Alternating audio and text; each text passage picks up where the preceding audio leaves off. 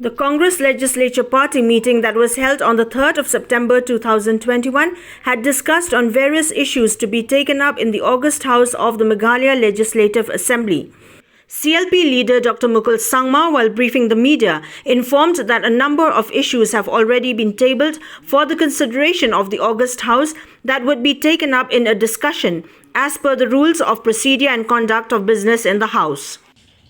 And this having been shared before you, since this has already been submitted before the Assembly as per the rules of procedure and conduct of business and inconsistent with the relevant provision of the Constitution of India, that is Article 179 of Constitution of India. The details we will be obviously discussing in the August House as we submit our stand as to why we justify our call for adopting a resolution for asking the Speaker to vacate the office of the Speaker. On the removal of the Speaker from office, the CLP leader stated that the call for adopting a resolution for the removal of the Speaker from office has been justified as per rules and regulations for the conduct of business that are in line with provisions laid down in Article 179 of the Indian Constitution. To this, a discussion well ahead of the session had been taken up as the process would require 14 days' notice. But in as far as resolution required to be tabled before the August House in respect of a resolution for removal of the Speaker from the office of the Honorable Speaker, it requires minimum 14 days notice. Therefore, this is precisely the reason why a decision well ahead of the session has to be taken. But in respect of any no confidence motions against the government, it does not require that long notice. So that I think we should keep our cards close to our chest.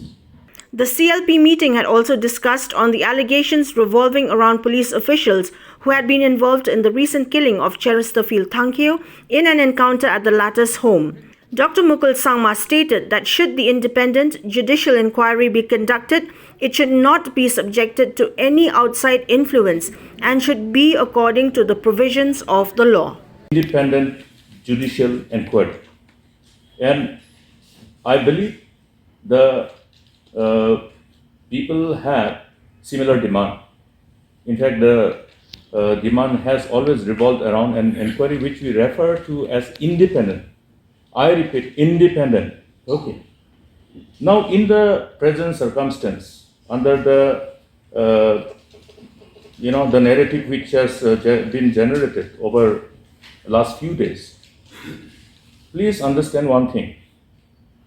The very different circumstances involving this particular incident. You are talking about an allegation of fact encounter. Okay, fact encounter by the police. Therefore, the inquiry, if it has to be independent, it has to be really independent. How will you make it independent? How will you ensure that it is independent? Now, if the allegations revolve around the top officials, will you expect the inquiry to be independent? If the top officers against whom the allegations are directed are still in the office, that is how one has to look at. That is how the government has to look at if the inquiry has to be independent.